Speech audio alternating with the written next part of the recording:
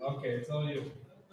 Okay, thanks. Yeah, so welcome back after the lunch break. Now the next speakers have a hard job to fight the lunch demon, but you certainly will do that. We have three speakers who are regulars of this group of meetings.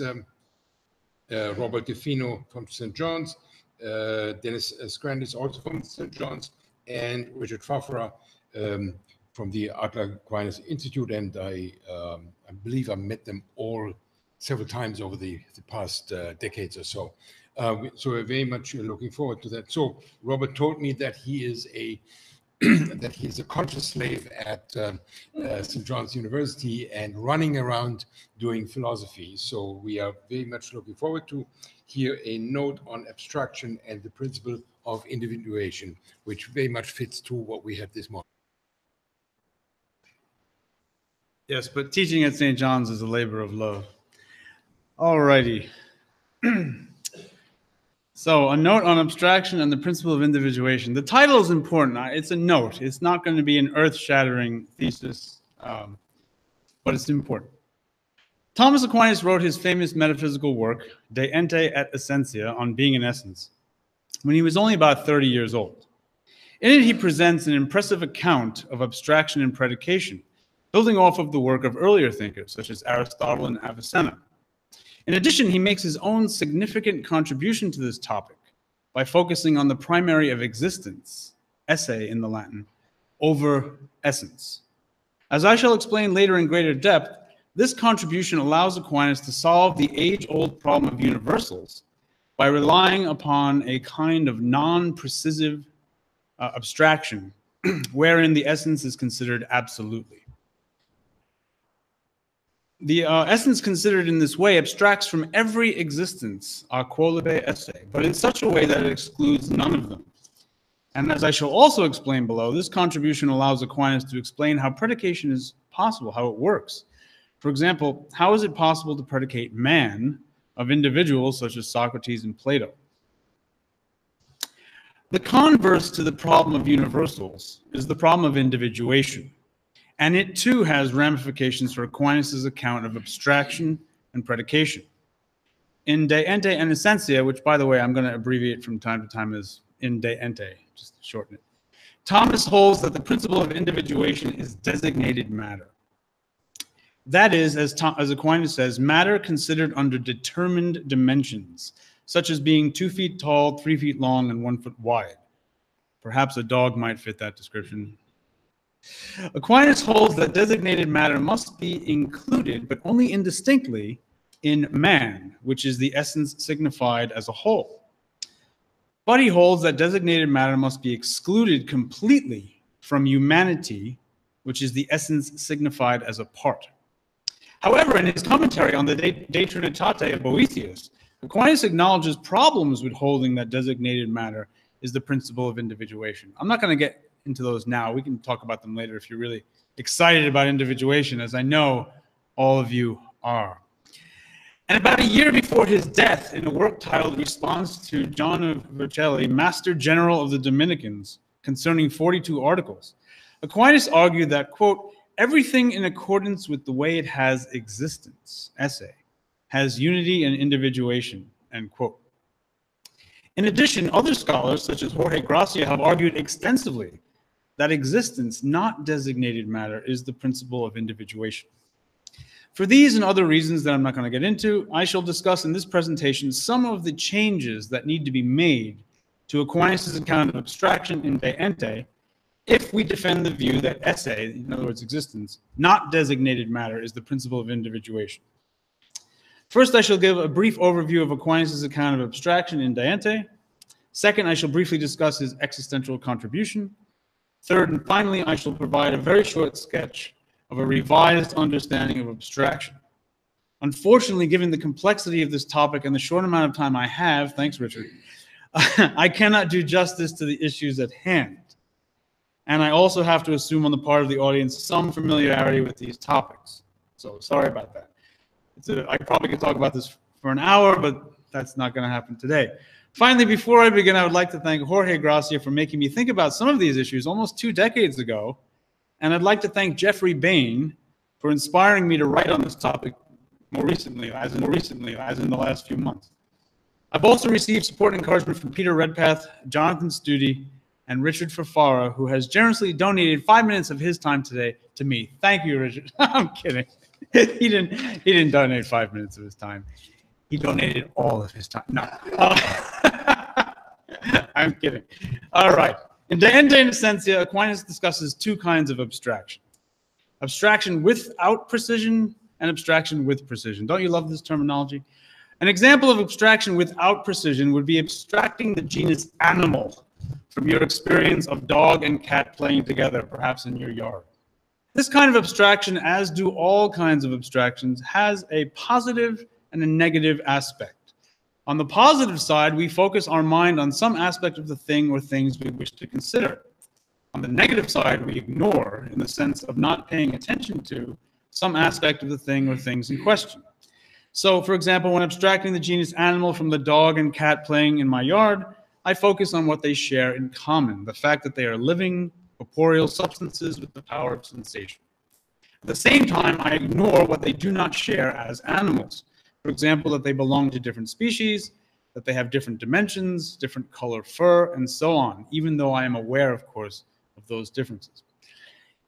In this case, by abstracting animal without precision, I am abstracting what Aquinas calls the essence of the whole. The Latin noun precisio literally means a cutting out. So in abstraction without precision, we're not cutting out or excluding from our conception of animal any perfection that could be potentially added to it. For example, the specific nature cat or dog, or 2 feet tall, or black fur, etc. None of that is being cut out. Because everything is included in abstraction without precision, although, and this is important, some items are only included implicitly and indistinctly, this kind of abstraction may be called abstraction of the whole. As such, we can predicate animal, now this is interesting, both of the species man, for man is a kind of animal, and the species dog, and we can predicate animal of an individual man, such as Socrates, and of an individual dog, Fido. Everybody calls their dog Fido where I live. For Socrates, the famous snub-nosed philosopher, and Fido, a black bulldog, are ways that animal can manifest in reality. As Aquinas explains, quote, the genus implies in its signification, though indistinctly, everything that is determinately in the species. And the species, according as it is predicated of the individual, must signify, though indistinctly, everything which is essentially in the individual, end quote. As this passage implies, there are 2 ways we can predicate the essence of the whole with respect to Socrates. We can predicate the genus animal of Socrates and say, Socrates is an animal. Or we can predicate the species man of Socrates and say Socrates is a man. Both are true and both express the essence of the whole, but in different ways. With respect to the genus, Socrates as an animal is true because one way animal can manifest in reality is as a human being. And this occurs when the perfection rational is added to animal. However, in predicating animal of Socrates, we are only focusing on the fact that Socrates is a living corporeal substance with the power of sensation. Here, the perfection rational, which is the specific difference that divides the genus animal into the species man, is only contained implicitly and indistinctly. And therefore, this predication is generically true, but specifically unclear. However, if we predicate the species man of Socrates and say Socrates is a man, this predication is specifically true and specifically clear. This is because the specific difference rational is contained explicitly in what we focus on when we say Socrates is a man, while other accidental properties of the individual are ignored, although again they are contained implicitly and indistinctly. Now, we're going to move on to the second kind of abstraction because this is just exhilarating. The second kind of abstraction Aquinas discusses is called abstraction with precision. So get your swords ready, we're going to cut things out, or axes or whatever implements. Chainsaws are very popular for this. An example of abstraction with precision would be abstracting rational soul from Socrates. Here on the positive side, we focus on the principle of life and reason in Socrates. On the negative side, things are more complicated. Since to abstract with precision means to cut out or exclude, we cannot simply ignore the material aspect of Socrates' being. Instead, something must be cut out. In this case, since we are abstracting the substantial form of a human being, we must completely cut out and exclude all matter from our conception of rational soul. By doing this, we are no longer considering the whole being that Socrates is, for Socrates is a corporeal substance. Instead, we are considering only an integral part of him, namely the rational soul. And as Aquinas often reminds us, quote, no integral part may be predicated of its whole, end quote. Indeed, it would be false to say that Socrates is a rational soul, just as it would be false to say that Socrates is a hand. Instead, we should say that Socrates has a rational soul and Socrates has a hand. A second and more complicated example of abstraction with precision, and by the way, this is the last example of these things because some of you are already tuning elsewhere. A second and more complicated example of abstraction with precision would be abstracting humanity from Socrates. Now, unlike rational soul, which excludes all matter, humanity cannot exclude all matter from its conceptual content. This is because, as Aquinas says, humanity expresses, quote, what belongs to man as man, end quote. And so it includes both animality and rationality. But to include animality is to include a notion of corporeality. As such, humanity must include a general conception of matter, which Thomas calls undesignated matter. What humanity excludes then is not undesignated matter, but designated matter, particular matter like this hand. Okay. And to explain the distinction, we can use Thomas's own examples, right? We could say that humanity includes bone and flesh, but not this flesh and this bone. All right. However, because humanity excludes the particular matter and the particular accidents that will necessarily be present in any actually existing individual man, humanity only signifies the essence of man as a part, not as a whole. As such, we cannot predicate humanity of Socrates, for it is false to say that Socrates is humanity, though it is true to say that Socrates has humanity. All right, now at this point in the paper, things should get a little more easy, less syrupy and sticky with thousands of concepts. Okay, Thomas's existential contribution. Fafara is checking out what I'm doing here. In much of what we've discussed above, Thomas's teaching is indebted to earlier thinkers, such as Avicenna and Aristotle. However, Thomas's own and very significant contribution to the topic of abstraction and predication comes in chapter 3 of De Ante. There, Aquinas discusses two ways that the essence of the whole can be abstracted without precision. He discusses two different ways the essence of the whole, abstracted without precision, can be considered. One, absolutely, according to its proper meaning, and two, according to the being it has in an individual, such as Socrates, or in the soul of an individual after the act of abstraction has been performed. So, let me let the master himself talk about this. Armin Maurer has a nice translation of this, so here's how he explains the difference. Quote, a nature or essence can be considered in two ways. First, absolutely, according to its proper meaning. In this sense, nothing is true of it except what belongs to it as such. Whatever else may be attributed to it, the attribution is false. For example, to man as man belongs rational, animal, and everything else included in his definition. But white or black or any similar attribute not included in the notion of humanity does not belong to man as man. If someone should ask then whether a nature understood in this way, that is absolutely considered, can be called one or many, we should reply that it is neither, because both are outside of the concept of humanity, and it can happen to be both. If plurality belonged to its concept, it could never be one, though it is one when it's present in Socrates. He's one man. That was my little addition there. So too, if oneness belonged to its concept, the nature of Socrates and of Plato would be identical, and it could not be multiplied in many individuals. In a second way, a nature or essence can be considered according to the being it has in this or that individual. In this way, something is attributed to it accidentally because of the subject in which it exists, as we say that man is white because Socrates is white. Though this does not belong to man insofar as he is man. This nature has a twofold being, one in individual things and the other in the soul. And accidents follow upon the nature because of both beings. And when he says in the soul, he's talking about knowledge. In individuals, moreover, the nature has a multiple being corresponding to the diversity of individuals. But none of these beings belongs to the nature from the first point of view, that is to say, when it is considered absolutely. It is false to say that the essence of man as such, considered absolutely, has being in this individual. If it belonged to man as man to be in this individual, it would never exist outside the individual. On the other hand, if it belonged to man as man not to exist in this individual, human nature would never exist in it.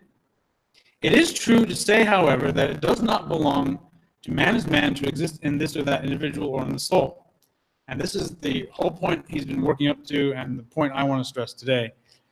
He says, so it is clear that the nature of man, considered absolutely, abstracts from every being, but in such a way that it prescinds from no one of them. It doesn't exclude or cut them off. And it is the nature considered in this way that we attribute or predicate of all individuals. All right. Now, moving from that quotation, in this excerpt, we see both the influence of Avicenna and Thomas's own existential contribution. The significant insight of Avicenna was to realize that human nature in itself is neither one nor many. If human nature in itself were one, then it could not be common to Peter and Paul. Conversely, if human nature in itself were universal, or if it were, universal in itself, human nature could not exist in an individual way in Socrates. As a result, Avicenna held that unity and multiplicity only belong to human nature accidentally. In other words, we might say that human nature in itself is neutral with respect to unity and multiplicity. It can be one in Socrates, and it can be many in the sense that Peter, Paul, and other human beings exist. Therefore, to ask whether human nature in itself is one or many is an illegitimate question. And it was one of the questions that was frustrating the whole solution to the problem of universals. All right. Despite the significant insight, however, Avicenna held that human nature in itself had some kind of being prior to the being it receives in individuals and in the intellect. As Joseph Owens has noted, this was a problem for Latin thinkers of the 13th century, who held that unity was a transcendental property of being. If unity is convertible with being, how can Avicenna maintain that human nature in itself has some kind of being, but not unity? It was precisely on this point that Thomas disagreed with Avicenna. Thomas held that human nature in itself, what he called the nature man considered absolutely, had no being proper to it. Instead, it was neutral with respect to all types of being. Okay, so Thomas's existentialist contribution here allows him to solve the problem of universals and allows him to explain how predication can work. With respect to predication, the excerpt I read above makes clear that it is the essence considered absolutely and without precision that is predicated of individuals. And it is precisely because human nature considered in this way abstracts from all being, while not excluding any being, that allows human nature to be the same in Plato and Socrates and every other individual human being that exists. As Joseph Owen puts it, quote, only essence completely devoid of being can be predicated of many individuals in thoroughgoing identity with each, end quote. With respect to the problem of universals, Aristotle understood universality as predicability. Quote, by the term universal, I mean that which is of such a nature as to be predicated of many subjects. By individual, that which is thus not thus predicated. Thus, man is universal, Callias is an individual, end quote. Now, it is true that Thomas Aquinas held that unity and community are included in the definition of a universal, but elsewhere, Aquinas seems to understand universality as communicability and individuality as incommunicability. For example, in the Summa Theologiae, he says, quote, the reason why any singular thing is this particular thing is because it cannot be communicated to many. Since that whereby Socrates is a man can be communicated to many, there are many men, whereas that which makes him this particular man is only communicable to one, end quote. All right. Now, based on what Aquinas says about the nature considered absolutely, one would expect, and here's where I'm really going to try to make my point, one would expect a kind of symmetry here. That is, if abstracting from existence when considering a nature without precision makes it universal in the sense of being predicable of many things, then should not having being having existence make something particular and thus incapable of being predicated of many? It seems so. However, in De Ante and Essentia, Thomas holds that designated matter, not existence, is the principle of individuation. And yet, in De Ante, there are passages where Thomas seems to hold that esse can function as a principle of individuation. One example occurs in chapter 5 of De Ante, where Thomas seems to hold that existence is individual of itself, because there is no such thing as common or universal existence. He implies this when he discusses why existence is not a genus. The reason he gives as to why existence is not a genus is because a genus can be shared among different individuals, but existence cannot be shared. As Thomas says, quote, everything in a genus must have a quiddity in addition to its being. The reason for this is that the quiddity or nature of a genus or species does not differ as regards the notion of the nature in the individuals in the genus or species. So, for example, man does not differ in Plato and Socrates, they're both men. And he continues, whereas being, esse, is diverse in these different individuals, end quote. A second example occurs in chapter 3 of De Ante, where Thomas discusses how a nature exists in a thought, in the human intellect, after abstraction has been performed. As is well known, Thomas holds that the human intellect is completely devoid of matter, and as such, designated matter cannot individuate thoughts. So instead, we are told that it is being, specifically cognitional esse, that makes the thought individual. As Thomas says, quote, although this nature, human nature is what he's talking about, apprehended by the intellect, has the character of a universal from its relation to things outside of the soul, because it is one likeness of them all, nevertheless, as it has being in this or that intellect, it is a particular apprehended likeness, end quote. To clarify this point, let me note the following. If Socrates and Plato at the same time abstracted human nature, then two different individual thoughts would exist. One, Plato's thought of human nature, and two, Socrates' thought of human nature. While the conceptual content of each would be identical, namely rational animal, to the extent that each thought has its own distinct cognitional esse, it is a particular thought. So here is a case in De Ante where it seems that Thomas is committed to esse acting as the principle of individuation. These passages in De Ante, along with the points I made earlier about Aquinas' changing views on the topic and the many objections that have been raised against designated matter by scholars in the literature, also help to justify the project of updating Thomas's account of abstraction in light of his existentialism, which was not fully developed in De Ante. So in the very little time I have left, don't worry, it's only 3 paragraphs. This is almost over. In the very little time I have left, I will sketch a few outlines of this revision. All right, so first, the main point I'm making is that in light of my arguments above, we should conceive of abstraction as either ignoring or excluding an act of existence. If existence is what makes something individual, then we must ignore or exclude existence when performing any kind of abstraction.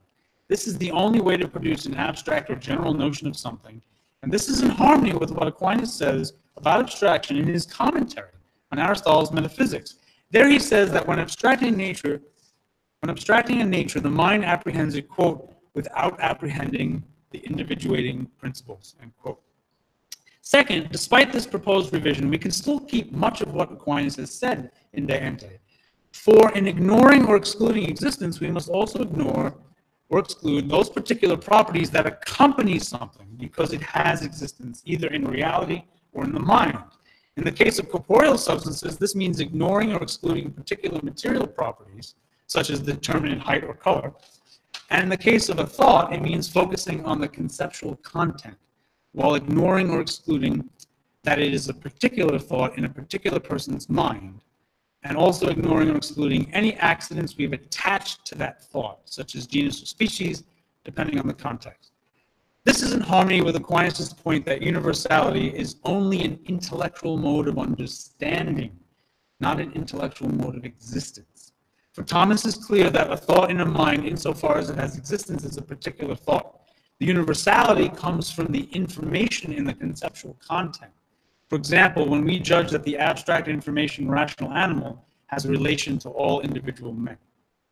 Third, and this is my last paragraph, my final comment for today, and it is related to today's theme about artificial intelligence, is that an intellect must be non-physical in order to have a universal or non-particular mode of understanding.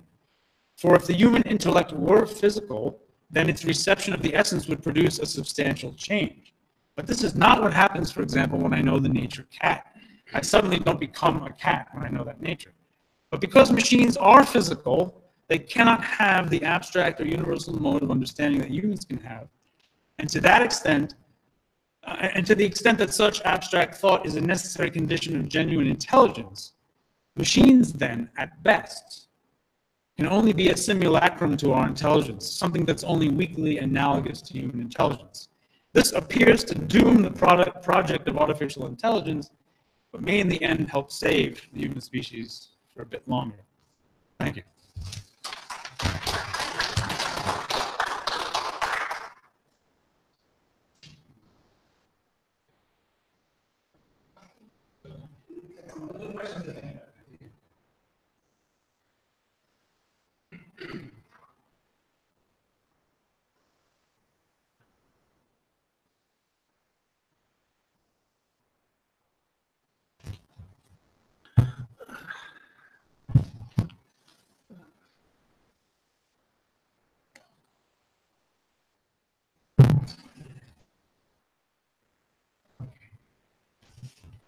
Should I smile and say cheese?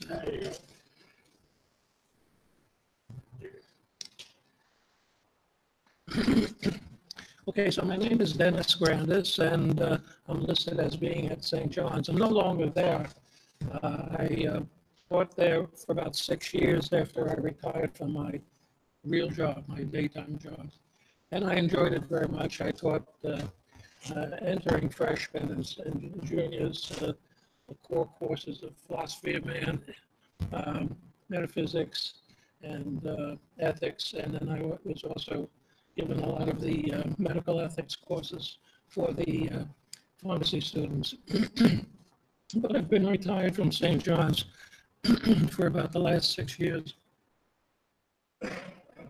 So, Maritain existential metaphysics. Jacques Maritain wrote his work, Existence and the Existent, as Western civilization emerged from the ravages of World War II. It is an essay intended to aid the intellectual recovery of the West from the philosophical errors that he believed had driven Western cultures and nations to their catastrophic conflicts. The powerful errors at issue trace back to Enlightenment attacks on religion and philosophy that launched Europe in the direction of modernity. Descartes had sought to replace Aristotelian philosophy. Both rationalism and empiricism attacked traditional notions of knowledge and belief. Subjectivism in metaphysics and epistemology led to subjectivism in anthropology, political thought, ethics, and humanism. Western culture was toxic by the 20th century. Some post-war proponents of the new subjectivism called themselves existentialists and their philosophies existentialism.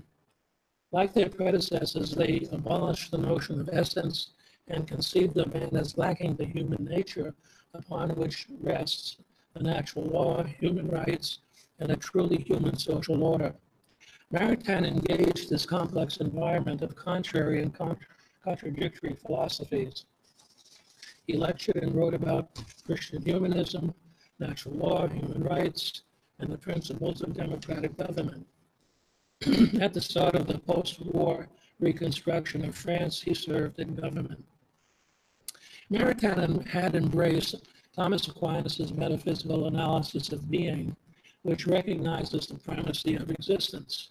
He considered Thomas's metaphysics to be an authentic existentialism, unlike the existentialist theories of Heidegger and Sartre. This is not to say that Maritain either said or implied that Aquinas had personally taught a doctrine of existentialism, but Maritain did elaborate in Existence and the Existent, an analysis of being and knowledge that used Thomistic principles and showed the primacy of essence. That showed the primacy of existence, the Thomistic esse, in both being and knowledge. Maritain also believed that every culture has a metaphysical foundation, whether its participants know it or not. and that every culture is shaped and directed from within by means of some philosophy, sometimes through the intentional efforts of its participants, sometimes not. Armed with a true metaphysics, Maritain believed that postmodern man could create a culture that would nurture human development and rescue him from his own culture, which is still failing because it still lacks a true understanding of being, knowledge, and human nature. This essay explains the basic themes of Maritain's existential metaphysics with an eye to its role in this all-important rescue. Basic principles of being, essence and existence, and the primacy of existence. Aristotelian philosophy nourishes itself on the intelligibility of the world. The things that populate the world are also sensible, but potentially intelligible.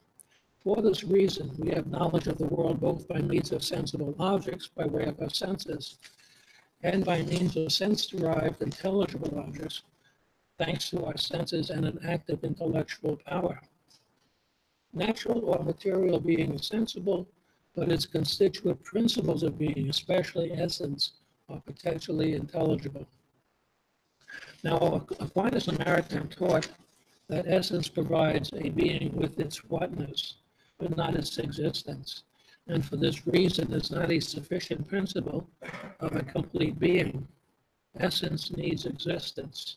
Existence exercises efficient causality and actualizes essence's potentiality to exist as a being, and thus has primacy over essence in the structure of being. For this reason, this metaphysics out of essence and the existent is an existentialism. The intelligibility of essence and what Maritain calls the super-intelligibility of existence. In his inquiries, Maritain works to discover the truth. But he wants more. He wants to know the reasons why something is true. We see this in his metaphysical investigations in existence and the existent. He is not satisfied only with showing the structure of being, which would respond to the phenomenological existentialism's challenge. He wants to elaborate further how the human cognitive capacities and operations come to know being, its principles, and its parts, especially nature and existence. Human knowledge begins in the senses and the higher integrative imagination. Maritain says that sensible being exists outside of cognition, and that sense delivers sensible being to the intellect, thus giving to the intellect a potentially intelligible treasure that sense itself does not know to be intelligible. The senses report is commonly referred to as the sensible species. For example, with the observation of a red rose, the sensible species, call it image or phantasm, contains sensible rose determinations, but not actually intelligible forms. That is, it contains neither the quality called red, nor the nature called red, nor the being, the nature called rose, nor the being called rose.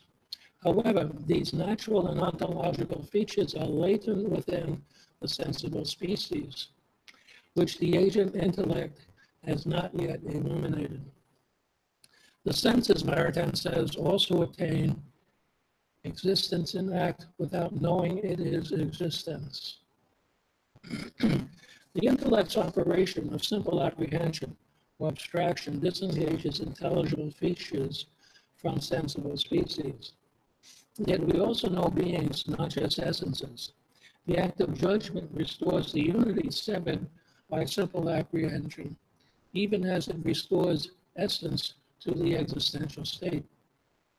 Judgment transposes the mind from the order of simple objects to the order of subjects, possessing existence actually or possibly. Moreover, Maritain says that the intellect, when judging, performs or lives by means of an act proper to itself, the same act of existing that the thing exercises outside cognition. Now, the judgment's performed act of existing is more than a mere positing of an empty cognitive operation. that is more than an operation without a content or intelligible value of its own. The judgment's content, an act of existing, is also the same act of existing that the thing exercises, and is what Maritain calls the completion in mind of intelligibility in act. Maritain says it is act or energy par excellence, and it expresses the efficient causality of existence. Quote, the intelligibility with which judgment deals is more mysterious than that which notions or ideas convey to us. It is the superintelligibility of the act of existing itself, either possibly or actually given. On the one hand, we are told that judgment operates on a being's native existence, say on the cat's existence, when it says the cat exists. On the other hand, this singular existence, when the intellect utters the cat exists, manifests an extraordinary intelligibility, namely what Maritain calls a superintelligibility. The next section, how the concept of existence is formed. A problem for Maritain in existence and the existent is to account for the genesis of a concept of existence. To this point, the treatment of intellectual operations has stated that apprehension comprehends concepts and that judgment lives or performs acts of existence. But neither operation forms a concept of existence, say what we might term the essence of existence. Maritain finds a paradox here. Although simple apprehension does not abstract essence, although simple apprehension does not abstract existence from a sensible species in a way in which it abstracts essence from sensible species, that is, by illuminating a sensible species, the intellect nevertheless comes to have a concept of existence. How can Maritain account for a valid concept of existence? In judgmentally affirming the act of existence, say in affirming the canary exists, the intellect takes hold from the sensible species, not of an idea of existence, but of the very act of existing, in order to perform or live that act of existing itself, which, as was observed before, is a superintelligible object. It is at this point, that is, while the intellect judgmentally operates on its superintelligible object, that the intellect in act is itself intelligible in act. Coincident with the intelligibility of the immaterial intellect, the intellect's operation and its operation's object, which contains existence, are also intelligible and thus available for apprehension and conceptualization. Simple apprehension can form at this moment and in this way a concept of existence and a concept of being. Next, the intuition of analogous being. So far, neither abstraction nor judgment disengages or releases the distinctive object of the metaphysician, namely the object known as ens in quantum ens, being in as much as being, or ens qua ens, being as being. This object, unlike the essence mouse, but like the transcendental good, has a content that is not limited to a single nature or an element. This object is neither univocal nor equivocal, but it has a distinctive intelligibility that includes what Maritain describes as an infinity of analogates. This object is released by the operation of an intellectual habit or virtue in a kind of intuition. Maritain describes this analogous object. He says that the object contains a collection of analogates and causes, including perhaps all created being, all causes, and all transcendentals. This idea of being contains in some way not just the cat being or the dog being whose esse occasions the intuition, but every other actual or possible act of existing. Maritain believes also that the intellect that once intuits this object is changed forever, since the object as a principle of act actualizes an intellectual virtue and makes the man a metaphysician of being. Consider how he describes the encounter with ends and quantum ends. And I quote, "What counts is to take the leap, to release, in one authentic intellectual intuition, the sense of being, the sense of the value of the implications that lie in the act of existing. What counts is to have seen that existence is not a simple empirical fact, but a primitive datum for the mind itself, opening to the mind an infinite supra-intelligible field, in a word, the primary and superintelligible source of intelligibility. In real being, existence actualizes essence. In knowledge, judgmentally released existence, which is a superintelligible object, is the source of the intelligibility of the intuited object and its analogous contents. That is, of the, quote, analogical and transcendental amplitude, which covers, quote, the infinitude of analogates and causes it to overflow in transcendental values. Superintelligible existence exudes the intelligibility of the analogates and is the source both of the existence of extramental being and of the intelligibility of the known reality."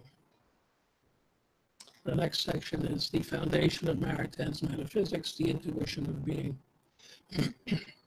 Maritain's metaphysics may eventually be fully articulated and published in book form with self-evident first principles and demonstrations, but it is described in Existence and the Existence in terms of a direct intellectual seeing or way of intellectually grasping reality in terms of a specifically defined kind of intelligibility. A highly refined insight scrutinizes things, or their spacious, without being halted or deflected by material and quantitative characteristics, and searches for non-material intelligibility, such as the intelligibility of essence, being, existence, and the other metaphysical features. Now, Maritain's founding metaphysical vision is famously characterized as an intellectual intuition, namely the intellectual intuition of being. He says, and I quote, "There is a higher intuition in which the intellect disengages being from knowledge of the sensible in which it is immersed, in order to make of it the object, or rather the subject of metaphysics, when, in a word, it conceptualizes the metaphysical intuition of being, seen out in the light of all the values proper to it, and its typical and primordial intelligible density. What the intellect releases into that same light is, here again, first and foremost, the act of existing." End of quote.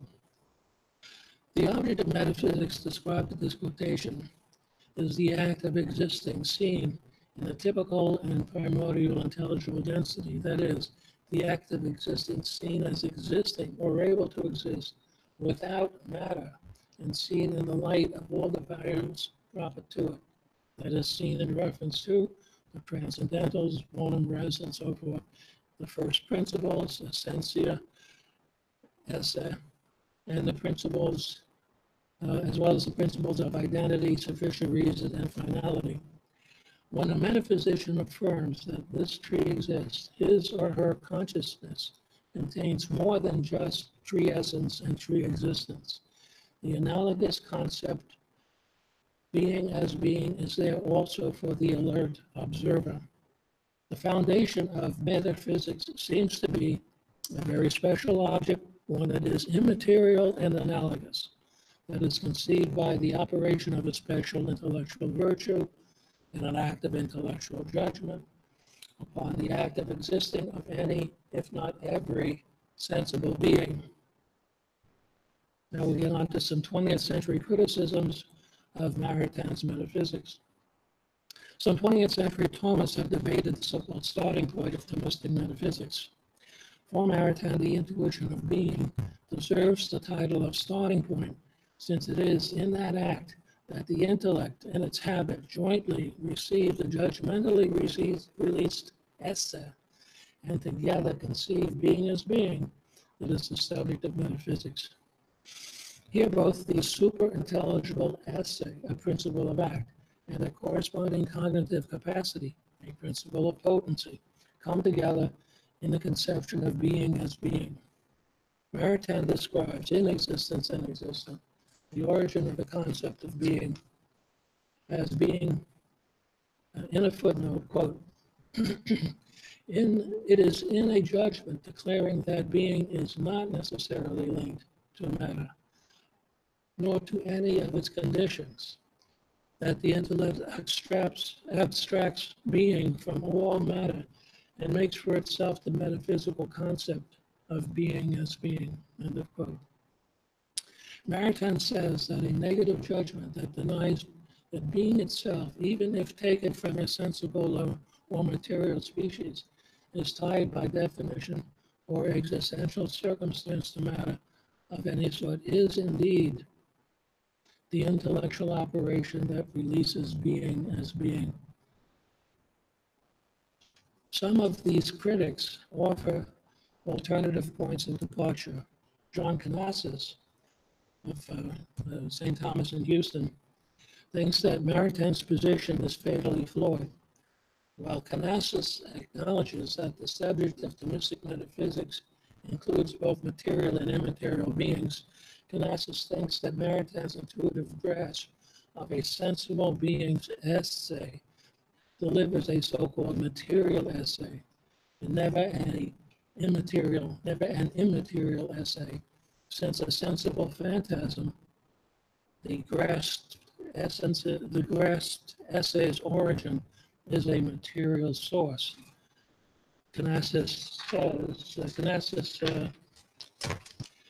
accepting that the judgment's operation releases esse from a sensible and material source reasons that this abstracted esse is necessarily a material esse. He thinks that a judgment bearing upon an immaterial being, such as a conclusion affirming the existence of the immaterial human soul, is needed to provide the intuition of being with an immaterial being from which immaterial esse can be drawn. Are these remarks telling against Maritain's position? Can Maritain obtain immaterial esse from a sensible source? Yes. Maritain, in an earlier writing, and Thomas in his commentary on Aristotle's metaphysics, pointed out that the metaphysical objects are immaterial objects regardless of their source. The preface to metaphysics, Maritain's metaphysics, physical work of the 1930s, discussed the metaphysical objects in terms of their definition, whether they are defined with or without matter in their mode of being, whether or not they exist in material or immaterial beings. Quote, at the degree of metaphysical knowledge the mind abstracts from matter of any kind, that knowledge of the object is wholly emancipated from matter. There is neither intelligible, nor sensible, nor individual matter. We are in the world of being as such, of the transcendentals of act, potency, of substance and accident, of intellect and will, all of them realities which can exist in immaterial as well as material objects. Now the intellect sees in material objects realities capable of existing not only in objects in which it sees them, but also in immaterial objects themselves. And finally, in the transcendent cause of all things, whom the transcendental notions, being, unique truth, and so on, and the like are realized in a supereminent unity, namely in God. Metaphysical realities are defined immaterially, or without matter, and they may exist in both material and immaterial subjects. Metaphysical realities are not rendered material by existence in material beings and can be distinguished from material objects and beings. Thomas's commentary on Aristotle's metaphysics says that first philosophy studies immaterial objects as well as material beings inasmuch as they are beings. Quote, however, we must remember that even though things which are separate from matter and motion and being, and in their intelligible structure or definition, belong to the study of first philosophy, still the philosopher not only investigates these, but also sensible things, inasmuch as they are beings in quantum ends. Thomas's first philosopher investigates things separate from matter and motion and being and definition. Natural philosophy's concepts, on the other hand, are defined with matter and exist in matter. The philosopher or metaphysician studies a material being not as ens mobile or changeable being, but inasmuch as they are beings, or metaphysically. Conclusions. Maritain purpose in writing Existence and the Existent was to sketch a metaphysics that would defend truth. This metaphysics would protect truth, anthropology, ethics, ontology, physical science, and theology from skepticism and sophistry. Such theology would combine revelation with a well-developed doctrine of being and analogy. The metaphysician's intuition, which provides a glimpse of the principle of sufficient reason, whatever exists has a sufficient reason for its existence, confirms the demonstration of the existence of the cause of being and the first cause of motion, and supports theology and the other sciences that need to know the final cause or end of man. Examination of Maritain's critics, in fact, strengthens Maritain's views. First, it had been said that the starting point of Maritain's metaphysics in the intuitive grasp of esse can only yield material esse and not immaterial esse, since it is taken from a sensible or material species. Yet, as we concluded above, metaphysical realities are defined immaterially and without matter, and may exist in both material and immaterial subjects. Metaphysical realities are not rendered material by existence in material beings and can be distinguished from material species and beings as immaterial objects. The intuitive grasp of esse from a material species is therefore of immaterial esse. Secondly, it had been implied that Maritain had mistakenly thought that a concept of existence could be abstracted from a sensible species. Yet to portray the method of conceptualizing existence in the manner of abstracting a sensible accident from a substance suggests that existence is an accident of a substance rather than a principle constitutive of a substance. Existence is not an accident, and Maritain does not treat it as one. The metaphysician's distinctive intellectual virtue facilitates, as a virtue should, the intellect's cognitive operation at the metaphysical degree of intelligibility. That is, it facilitates apprehending concepts defined without matter of any sort, without individual matter, without sensible matter, and without intelligible matter. It facilitates grasping being.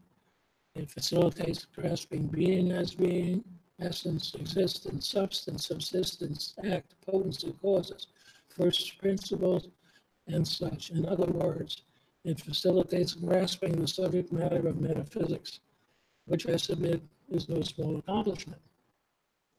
Maritain's purpose in writing Existence and Existed was to provide the intellectual support needed for a new postmodern culture, and he seems to have succeeded. Yet the task of renewing civilization involves will as well as intellect, Contemporary subjectivist culture, a tangle of sophistries and hedonism, darkens enculturated minds and holds hapless spirits enthralled. It will not be replaced until its ends have been abandoned and its grip broken. Maritain Christian philosophy and existential metaphysics provides the intellectual tools that can support the construction of a truly human social order.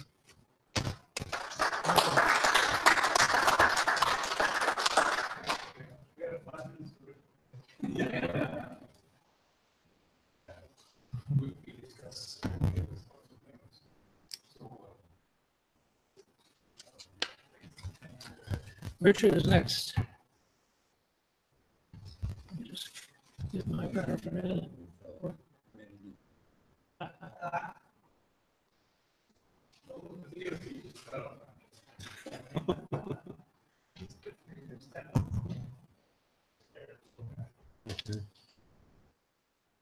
My paper provides the, at least I think it provides the Gilsonian interlude in the conference.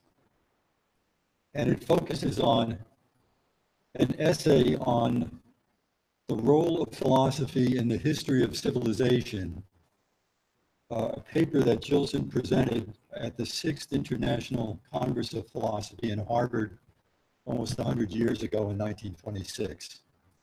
So I'll be anxious to get your comments on its relevancy today.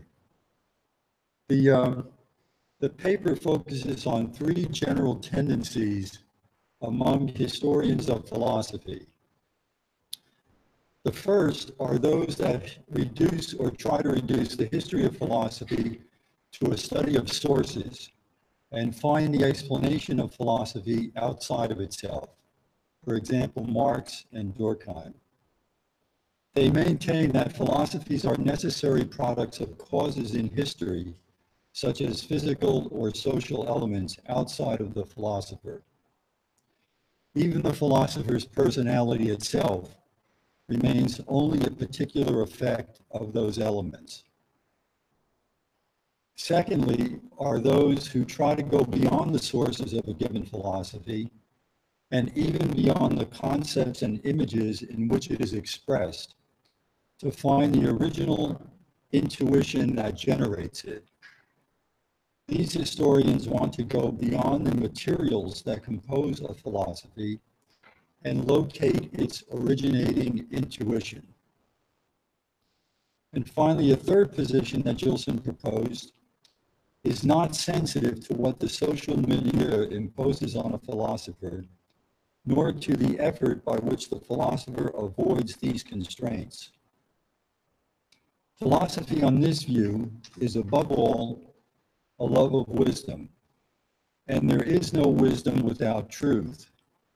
But truth depends neither on society nor on the creative genius of philosophers. It is simply truth. Systems of philosophy appear as uniquely conditioned by necessary relations that link the ideas. So whereas history recognizes only philosophies, those of Plato, Aristotle, St. Thomas, and Descartes, for example, Gilson introduced a non-historical concept of philosophy. 2 consequences follow from this non-historical view. First of all, each philosophy appears as the expression and mirror of a civilization, namely what a philosopher owns to his own period of time and that which his individual genius contributes. But great philosophies have much to say to us because they contain within their historical thought a timeless element which makes them perpetually contemporary with all human reason.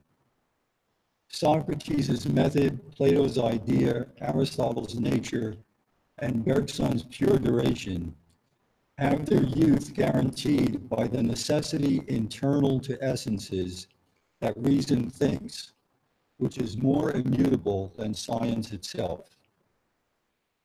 This non-historical truth of philosophy is higher than that of historical civilizations.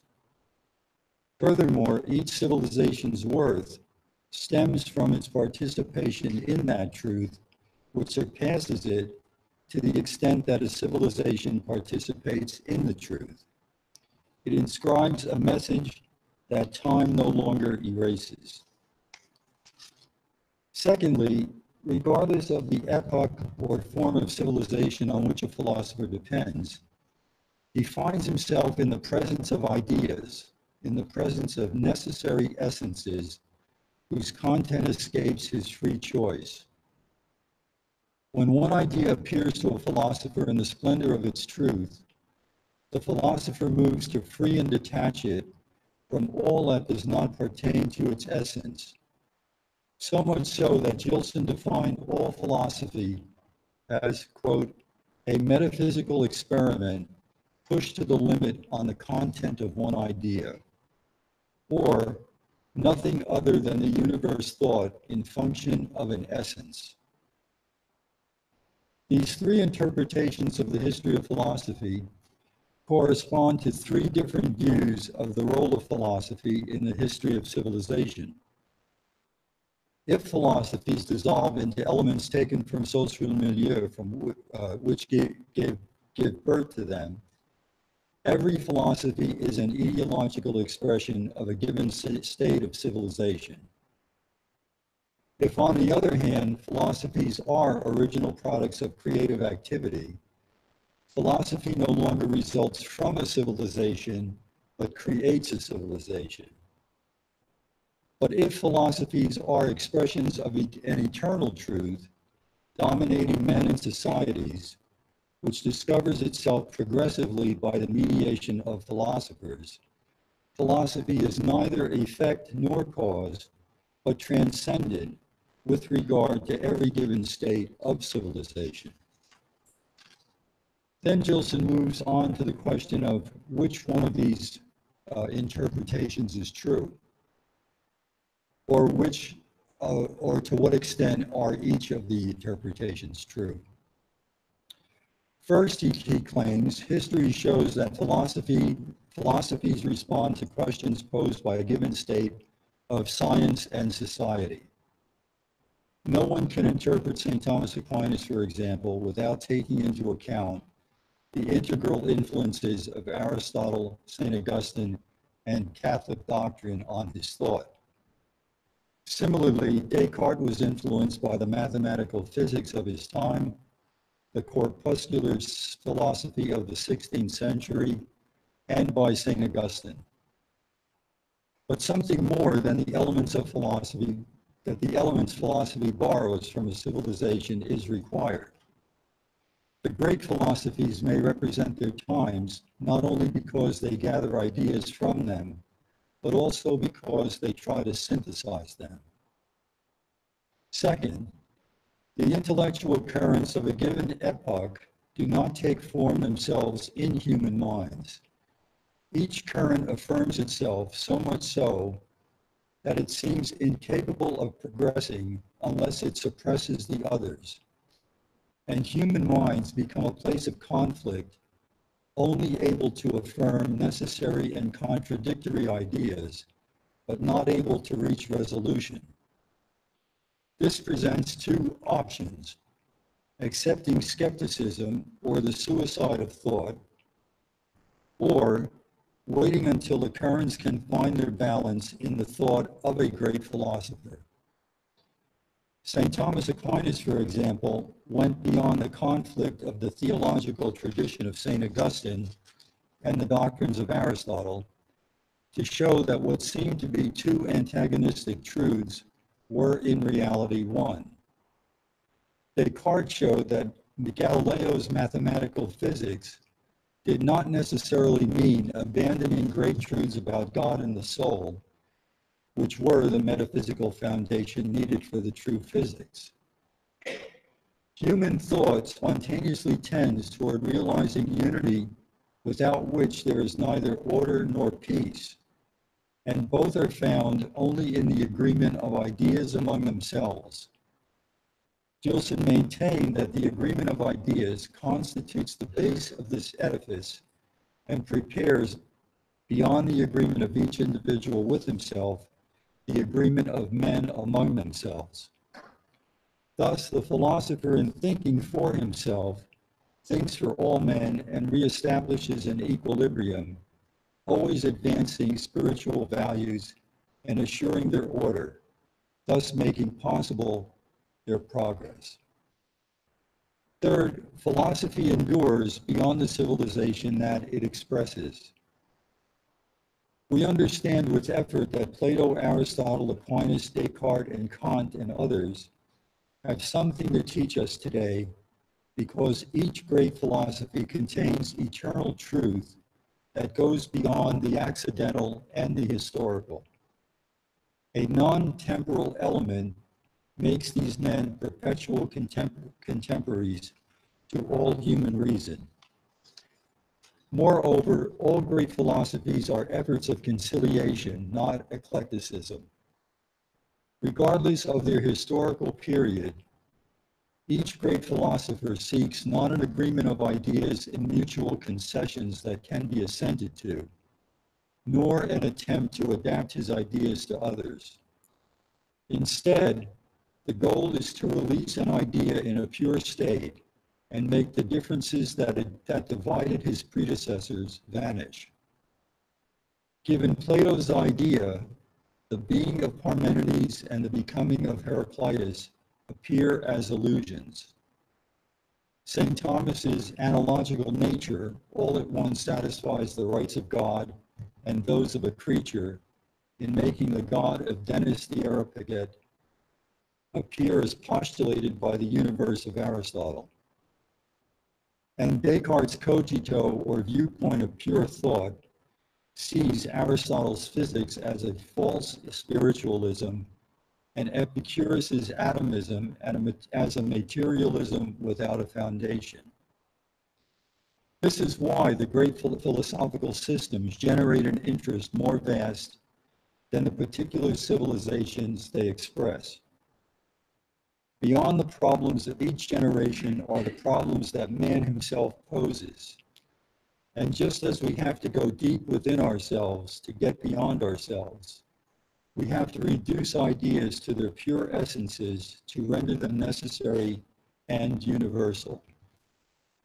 Philosophy performs that reduction, and that work goes beyond the limits of a particular time or form of civilization.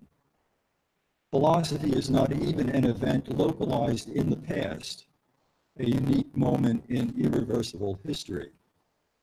It is more an event beyond the conditions of space and time, persisting in some way in an eternal present. So if civilization is not simply the way of life of a nation and a particular time, but also the treasure of accumulated truths and spiritual values common to all of humanity, philosophy engenders not only order in thoughts, it engenders the truth. Or rather, it only engenders order because it engenders the truth. Thus, there is no internal contradiction among these three ways of writing history that Gilson distinguished at the outset.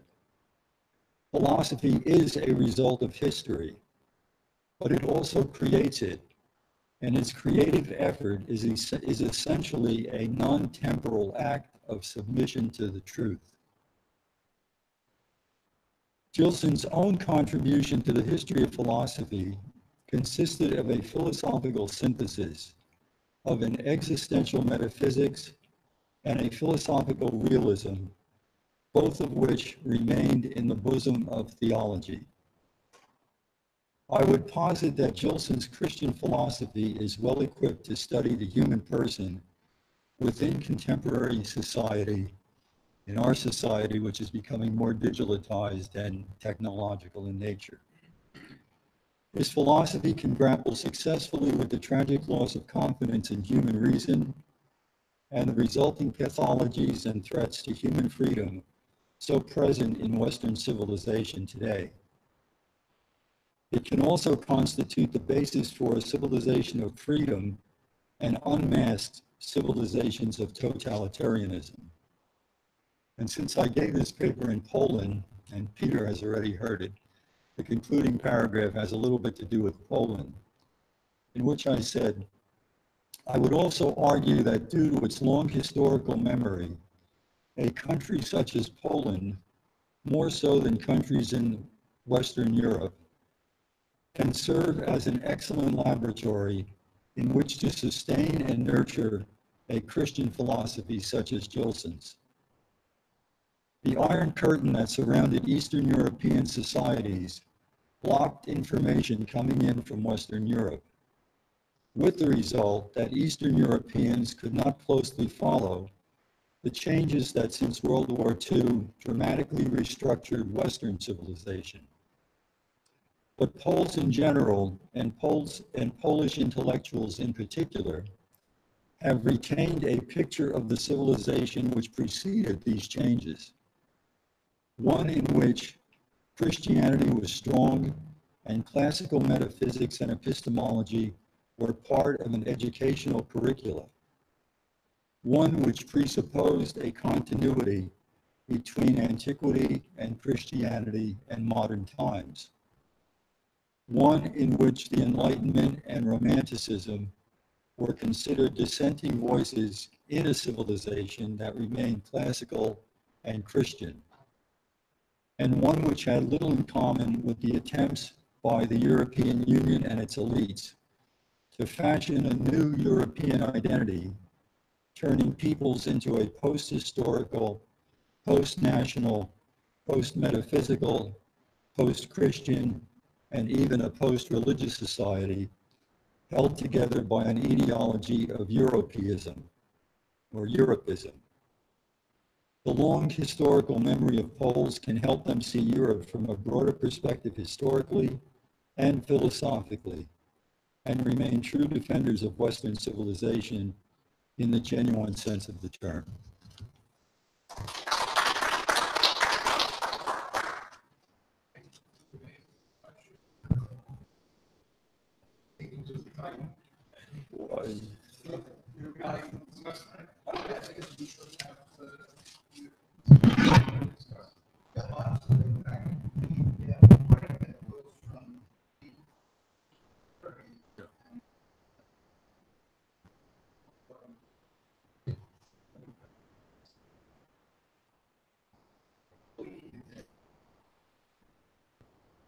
Okay. Any objections, protests, footnotes?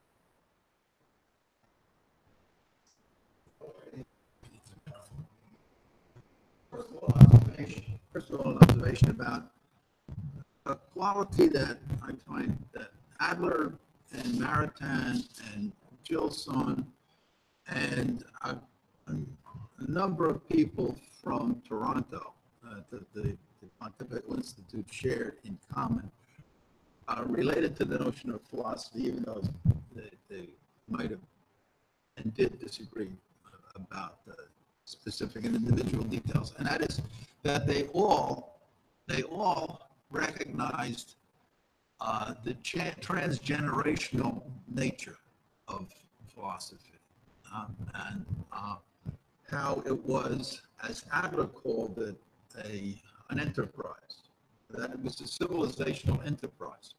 And I made a comment this morning about how Stanley Yaki had taken that observation from Gilson, basically, learning about Gilson recognized that something dramatically had happened, going from the Greeks through the Christian Middle Ages, and there was this tremendous civilizational difference, cultural difference that was observable, much like an archaeologist sees all this evidence around, and is trying to explain to somebody, look, something happened. The ancient Greeks identified philosophy and science, and so Gilson says, well, there must be a Christian philosophy in between here, somehow or other, because it's the historical record, and Maritain is making reference to this too, that there's this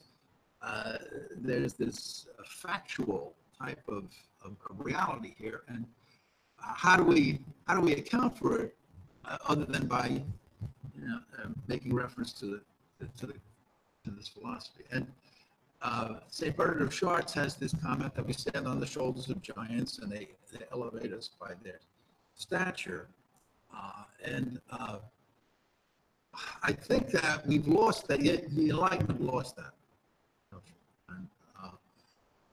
They more or less thought that the historical element really wasn't that crucial or important, and that for the first time in world history, even though they were tended to be ignorant of history, true science had been discovered, and it didn't depend upon the moral culture. Now, what I'm trying to get at here is the fact that philosophy cannot develop, science cannot develop without a moral culture. And that moral culture is based on the observations that Plato and Socrates had made, that you have to form a team, basically. Even a team of robbers, they have to be just toward one another until there's a certain level of prudence and justice that exists among individuals so that they can cooperate, to recognize that they have the ability to advance, right? And that it's dangerous not to advance because it will lead to enslavement if they don't do this. If you lack that in a culture, in a civilization, you cannot become philosophical, you cannot become scientific. And so philosophy, science are essentially dependent upon that minimum level of development of the notion of the cardinal moral virtues, and that basically is initiated by productive kinds of knowledge. There's the arts of production serving the arts of use. I just want to get your reactions to those observations, and I think that's connected to this notion of artificial intelligence in relationship to Aristotle's observation that the arts of production are determined by the arts of use, and the art of sailing governs the art of shipbuilding in a qualified way until the art of shipbuilding becomes so sophisticated that it obsolesces. And this is where McLuhan comes in. and you no longer need the art of sailing because it's now contained in the technology, and that presents all sorts of civilizational and cultural problems. Oh, absolutely, yeah. It's a transgenerational, and it's a collaborative effort. And Adler makes those references to Aristotle, and I forget where he got them. One from on the soul, I think. The pursuit of truth, investigation of truth is in one way difficult, another way easy. And what makes it easy is it's difficult because adequately, completely to understand it is beyond the ability of any individual. Yet, getting help from others, right, is helps, assists us in doing that. So you have to have it as a transgenerational effort. And if you forget that, then the civilization is going to collapse. And that's the real, by the way, that's the real genus of wonder, against the background to which philosophy is discovered among the ancient Greeks. And it's only within the genus that you have leadership. So if you get rid of that real notion of a genus, you get rid of the real sense of leadership, and you get rid of the sense that philosophy begins with this realization that's born in particular reason, cogitative reason, that this is a doable deed.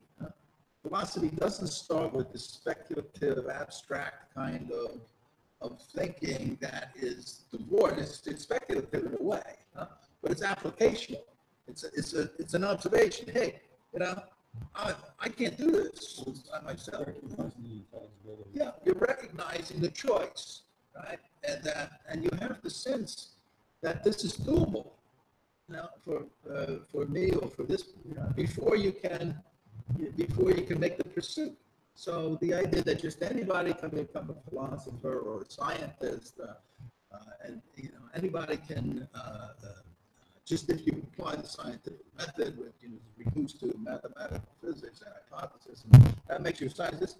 That's baloney. This is totally impossible. How can anybody buy into this nonsense? Well, that's why Joseph cites Descartes and some of the great philosophers. They're the ones that come up with the new paradigm. Right.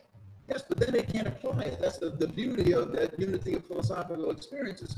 When they try to understand contradiction and non-contradiction simply in terms of abstract premises and so forth, they can't understand possibility and impossibility according to natural abilities because they've lost that connection of reason to reality. Who can't understand? The Enlightenment thinkers, basically. If you do this, if you get rid of the notion of natures and things and in fact the faculty psychology, the whole psychology, in other words, if you lose the sense of philosophy as transgenerational and a psychological matter, where it demands a definite psychology in which you're recognizing that you have faculties, that you're studying composite wholes in some way, trying to figure out the way they act, that they're qualitatively different composite wholes, right?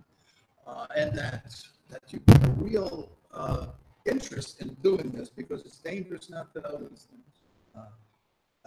You don't get connected through hope and fear and sense wonder through that sensory reason. Like Joseph says, you sense with your intellect and you intellectualize your senses. It's not the intellect that grasps the existence of things. It's a person, and it's in and through that sense rationality. So a term that I think Richard used it, but probably also again and that is performance or performing. I think both of your papers, and both of my 10 and also from departing from Gilson, at the beginning you said this is a non-historical concept of philosophy. Yes, but it is is it important? Because I remember non-historical and ahistorical. I don't see a big difference. The point is, yes, but it is a philosophy that needs to be thought, that needs to be performed by a philosopher, and again by a philosopher, and again by a philosopher. And I think that is also that what Maritain is getting at with his emphasis on existence, if I understood that correctly. Yeah. Yeah.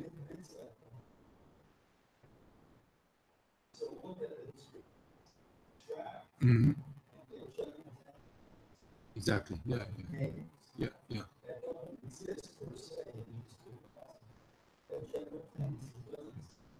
But they can also be then revived anytime by a philosopher who is doing that job. Would that be okay?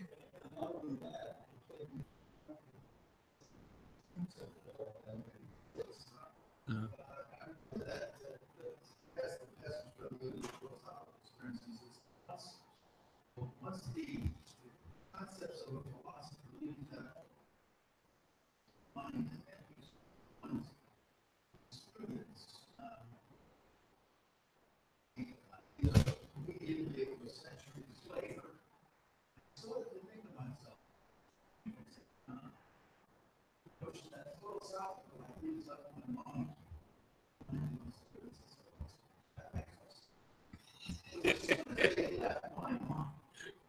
They're gone. That's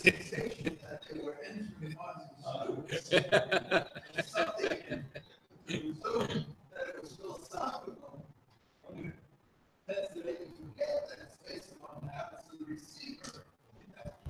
One of the things that made me very sensitive to this notion.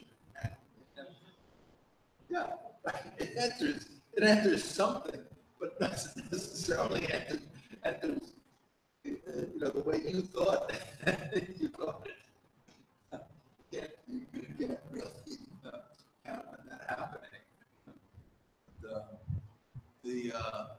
now, Jeff Martineau this morning and talked about, and I don't know if you were there when he was Just the tail end. It's right.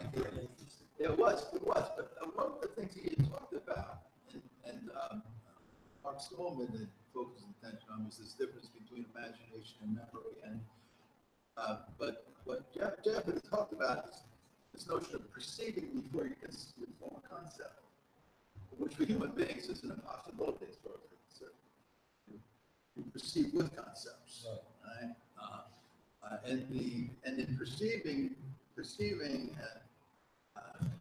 with the concepts, there's a difference. There's a difference in the perception that goes on with respect to the common sense and with respect to the sense memory that Mark Stallman is focusing attention on, which is important. Because as far as I can see for St. Thomas, the common sense faculty in connection with human intellect doesn't recognize the existence of things.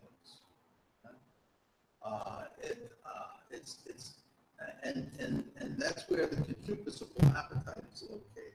So, he calls the common sense the thesaurus of the imagination, and he calls the sense memory the thesaurus of cogitative reason. And it's on that level of cogitative reason, a particular reason, that you have the irascible appetite and fear and hope. And fear and hope will enable you to grasp the existence and non-existence of things, and not the common sense faculty or the individual. You know, I see something, but you can't. It's not until you reach that level of particular reason, and you can actually sense the reality that something is healthy or unhealthy, that you're grasping the existence of things. And so I don't think that, maritime puts a lot of focus on the notion of the intellect, the intellectual intuition, but it seems that it's really a personal intuition. And I think that's what, I think he understood this, but you've got this problem of the use of language and articulating it. And so the insight, in a way, is ahead of the language. That he had a sensitive intuition. Farrington wanted to emphasize that it was actually intellectual. It's the intellect. Although he was accused of being actually impersonian. Right. But I think that's why he started to emphasize that controversial, and that had, to a certain extent, had a negative impact on it, made it more difficult. And then Gilson tried to act as a kind of intermediary between those two, with the notion that it was the person. The Bergsonian intuition was of duration, really sensitive. Whereas with Maritain, if you read his criticism of Bergson, it's of what we would call essence. The essence is the object, the being. The essence of the being is what he first spoke of intuiting, seeing directly. It seems that, this seems to make it very, there's a kind of Platonistic over-intellectualization, of the grasp of existence. It seems to me that we grasp the existence of things in and through the senses, and we do it in a positive way. It's not through metaphysical abstraction. What sense? That something exists.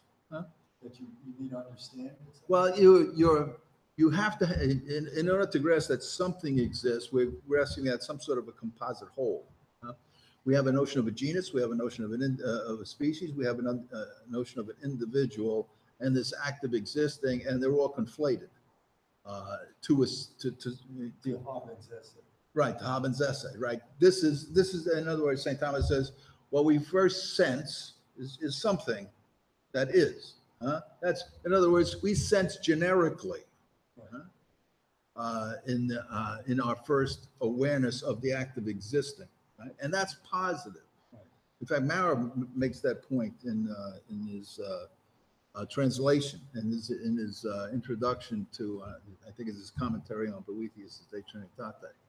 You know, that there's not only this negative grasp of existence that you attribute to the metaphysician, that on being in essence, St. Thomas talks about it in terms of separatio, huh? But we grasp existence by abstraction, and he drops the notion of separatio in Summa Theologia later on, Maurer says, which I think is right. So it's, but it's that abstraction by judgment, which is on every level of scientific activity, huh? In physics and mathematics as well as in metaphysics. Huh? But we are recognizing the existence of different organizational wholes, and the intuition of being that you're talking about is really an induction, huh? In which you're seeing a principle of unity, huh? Which is generating action, right? And doing it in an individual way in this circumstance or that circumstance. And this gets into Robert's paper, I think, very, very much with respect to the determinate matter, because in forming the idea of a genus, I think that what we're doing, as St. Thomas was understanding it, is we're getting the idea of an organizational whole. And so we grasp a genus as an act, but it's an act of unity. Right? We're taking a multitude and forming the notion of a unity. Right? But you don't form that. You get that immediately too. Yeah, you do get it. Yeah, you get it. But but the principle. In other words, what you're sensing is a multitude, right? That is now sensed as parts of a whole. In other words, you're sensing the unity. Yeah, but you're sensing the unity. You're sensing the unity, right?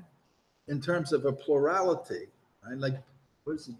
In Painting and Reality, in his footnote on page 28, I think it is, Gilson says that the only way you can in the material world, the only way we can unify. The only way we can unify a plurality is by ordering it. That is by organizing, to use the way I translate it. And the only way you can order or organize is in terms of an end or an aim. If that plurality doesn't share some sort of end or aim, right? Action. But initially, if you're struck by something out there exists, I can't tell if it's a man or a walking umbrella Right. or a robot. Right. You still have the notion of something. Some It's whole. a unity. It's a whole. It's a whole. Right. Okay. Enough So to you put together yeah. parts. Well, yeah, no. You're saying it's a plural. It's not just an indiscriminate plurality. Huh? It's a whole. Like I've said, first sensation of Polish. Here's people speak, or I use the example a lot of American football game. You sense order, right? But you're sensing that there is some sort of a harmonious activity, right? That is possessed by this stuff, whatever it is, and there's a generic sense. You're sensing a game. You're sensing something. Yeah, a unified whole, a unified plurality. Right. Now, to the extent that you've got this disparate plurality, a chaos. Once you've got that sense that this is somehow a harmonious unity, and it's only to the extent that you're relating that unity to action that's beyond the unity. And I've got the sense of unity as unity, which is the act of bringing this plurality into a unity. Right? But specification comes from action, which is the point that I want to get at. That's beyond unity. So you've got an operational whole. Yeah, they're running around the field for a purpose. Right. Okay. Yeah, that's right. Okay. Now, that's that. Demonstrated. Yeah. Now that's the formal. Okay. That's the formal object of a science, or of an art. The formal object of a science or an art is always an organizational whole being thought of as an operational whole. Its specification comes from awareness of action, All right? It does not come from separating the idea of specification from the from a particular action. Like a thing specified in itself. Maritain makes this distinction. A thing specified in itself early on, and then he drops it later on in the problem of Christian philosophy. Christian philosophy, for example, specified in itself and specified by exercise. Now, specification always comes from exercise first. That's where you get the notion. Then you can transfer it. But when you transfer it, you run into the danger of, oh, there's a philosophy existing in itself. Right? There's a Christian philosophy existing in itself and a Christian philosophy existing in the soul. Oh, no. It's specified as it exists in the soul. Right? Philosophy is always existing in the soul. Now, never, but you can think of it as if it were existing in the soul, and you can think about, well, you've got philosophy existing in it, philosophy existing in the Christian soul, philosophy existing in itself. You got this Avicennian essence, for example, right? Where is it? How do you get from philosophy existing in the pagan Greek soul? I was trying to figure out this for decades, and then I thought of Mortimer Adler, and I said, oh, now I know what Maritain's thinking about. He's thinking about Adler in a way, and Adler's influenced by Maritain, and so he's got the pagan who is open to being influenced by the gods, unlike the pagans who want to get away from the influence by the gods because the gods are corrupt. And so Maritain realized, actually, that specification of philosophy or specification of any action of any nature comes from its relationship to action, relationship to an end, right? Which goes beyond the simple, the action that causes generic unity. As an example, I mentioned German. 4 years ago, people used to say that the definition of European football, soccer, is 22 men run after a ball and Germany wins. I mean, that's, that's action and perception and making sense of something. That's. And we've lost that notion of specification in action. Yeah. As a result of the reduction of philosophy. Yeah. This is the key to getting back to the sense of philosophy as a habit of the soul. So how big is this rift between, like, say, the human person, now the current state of technology, and this artificial general intelligence, where Robert in this paper says that, No.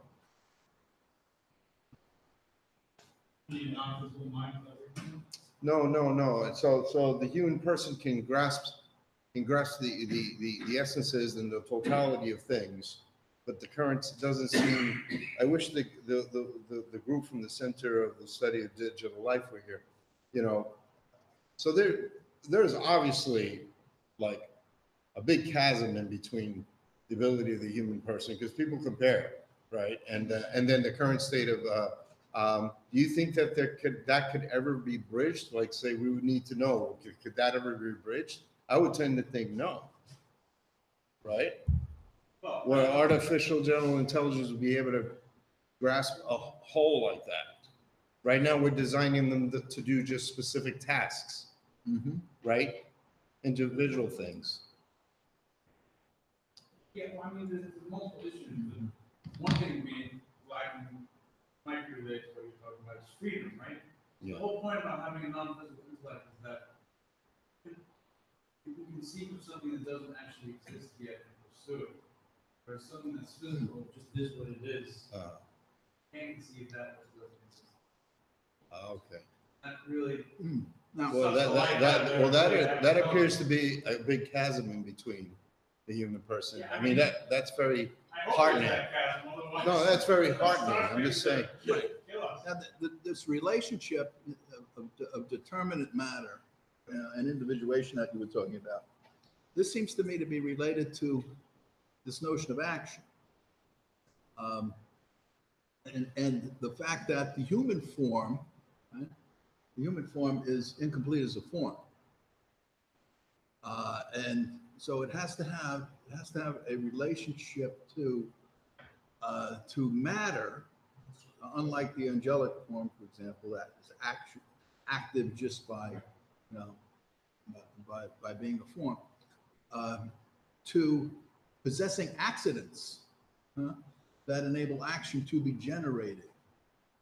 From so the quantity and quality as the properties, right, that are part of determinate matter have to be present so that you can have within this composite whole an operational organization, right? An organization that can generate action. If you don't have those essential accidents, which is a puzzling kind of a phrase that, you know, yeah, you know, to try to figure out why do they bring that in? So, but from the theological standpoint of the immortality of the body, right? Right, you know, as well as from this need to have an order to generating action to get specific difference. Right? It would appear that you need that combination of that active existing with determinate matter in order to come up with that notion as a complete concept. Understand the full nature of it. Right. Right. Mm-hmm. Well, very interestingly, you know, Thomas does say that when talks about the separated soul prior to getting the body, whatever. He does say that it knows in a different way. Mm-hmm. But he seems, if I remember correctly, he seems to say that that's not the way It's it's really natural. meant to be. No, it's not as natural. Mm-hmm. Right. Yeah, because the idea is it has to have some ability to form actions without the body, because if it totally relies on the body for everything, that wouldn't be important. Mm-hmm. Right. Of course, human nature has to be the most complicated thing. Like a chicken No, with its reality, head cut off. that's the easy. Okay. It's like a chicken with its head cut off.